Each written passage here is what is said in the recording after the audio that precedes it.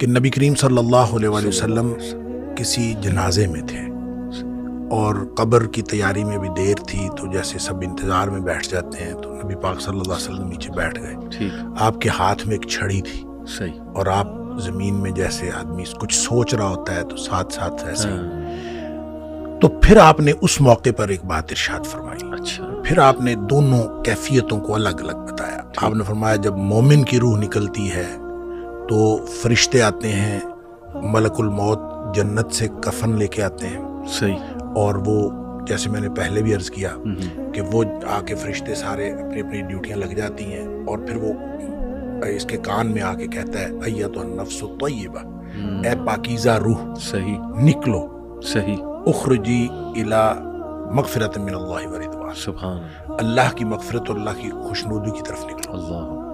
تو پھر وہ تو فوراً نکلتی ہے نا، مطلب اس کا مطلب وہ تو خوش ہوتی ہے، وہ تو نکلنے کے لیے پھر دیر ہی نہیں لگتی. اور وہ جیسے پانی کی مشک بھری ہوئی ہے تو بند کھول دیا جائے، تخرج تسیل کما تخرج القطرۃ من فی السقا، وہ نکل جاتی ہے.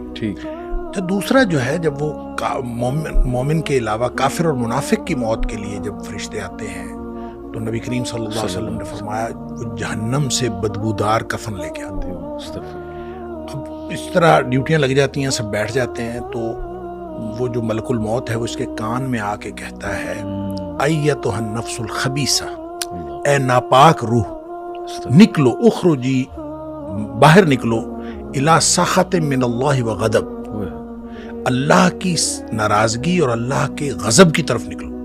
اللہ کی ناراضگی اور اللہ کا غضب تیرا انتظار کر رہا ہے.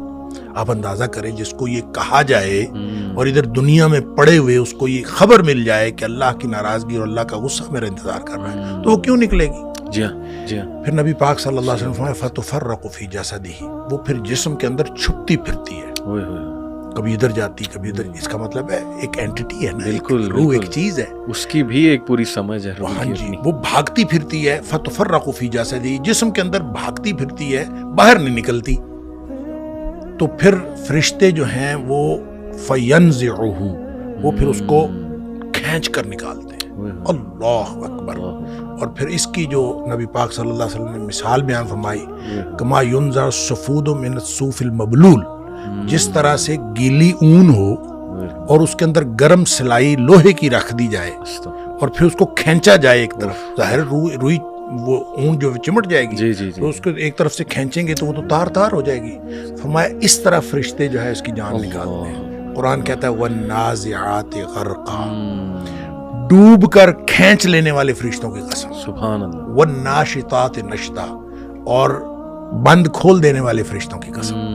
یعنی بالکل ایسے جیسے بند کھل جاتا ہے، یہ مومن کی موت ہے، اور پھر اس کو اندر سے کھینچ کر نکالتے ہیں، یہ کافر اور منافق کی موت ہے. پھر آگے بھی تفصیل نبی کریم صلی اللہ علیہ وسلم بھائی وہ جو آپ بتا رہے تھے 7ویں آسمان تک جاتی ہے، تو یہ 7ویں آسمان تک جاتی ہے، وہ تو جو علیین میں جا کے اللہ تعالیٰ کی طرف سے ہو کے اور پھر اس کو علیین میں مقام مل جاتا ہے، اور اس کو لکھ دیا جاتا ہے علیین یا مقام ہے یا رجسٹر ہے، اس کے اندر وہ شامل ہو جاتی ہے، پھر وہ واپس آتی ہے.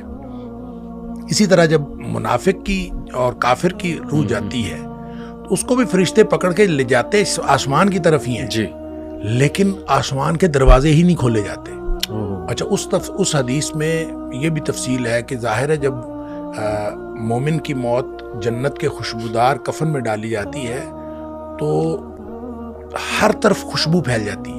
صحیح. اور وہ فرشتہ جب لے کے جا رہا ہوتا ہے اس کی روح کو، سب پوچھتے ہیں کس کی روح ہے، کیونکہ خوشبو پھیلی ہوئی ہوتی ہے. صحیح. اور ہر شخص اس کے لیے جو ہے نا وہ دعائیں کر رہا ہوتا ہے، اور ہر شخص خوشی اور مبارکباد کی صدائیں آ رہی ہوتی ہیں. دوسری طرف جب وہ کافر کی منافق کی موت وہ جب آتی ہے تو اس کی بدبودار کفن ہوتا ہے اور بدبو پھیل جاتی ہے سارے چار چفیرے ہر عالم. صحیح. جب وہ ہر طرف بدبو پھیلتی ہے تو ہر کوئی جو ہے نا اس کے اوپر لعنت کر رہا ہوتا ہے. پھر وہ لے کے آسمانوں کو چڑھتا ہے، آسمان کے دروازے ہی نہیں کھولے جاتے. قرآن میں بھی آتا ہے کہ اس کے لیے آسمان کے دروازے نہیں کھولے جاتے. اچھا، اس پر پھر حدیث میں آتا ہے کہ وہ فرشتے پھر اس کو وہاں سے چھوڑ دیتے ہیں. اچھا. وہ پھر گرتی ہے نیچے، یعنی جو جہنم ہے وہ پستی کا استعارہ ہے. صحیح. اور جنت جو ہے وہ اونچائی کا اور بلندی کا. इल्लियीन जो है वो भी बुलंदी की बात है, सिज्जीन कोई बहुत पस्ती की बात है। जब फरिश्ते उसको लेके जाते हैं और आसमान के दरवाजे नहीं खुलते तो वो छोड़ दिया जाता है उसको, सही। और वो फिर गिरती है नीचे गहराइयों में, कहाँ जाती है अल्लाह को मालूम है।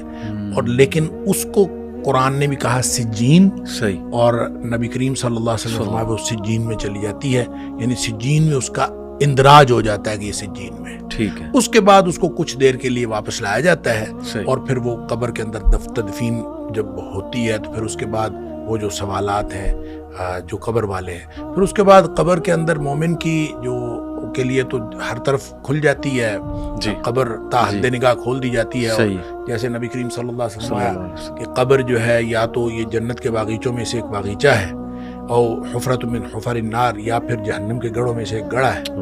तो वो फिर जिसके लिए मोमिन के लिए वो जन्नत का बागीचा बन जाता है, और उसके लिए, और फिर वो उस वक्त तक सोया रहता है जिस वक्त तक आखिरत कायम नहीं हो जाती। बिल्कुल ठीक।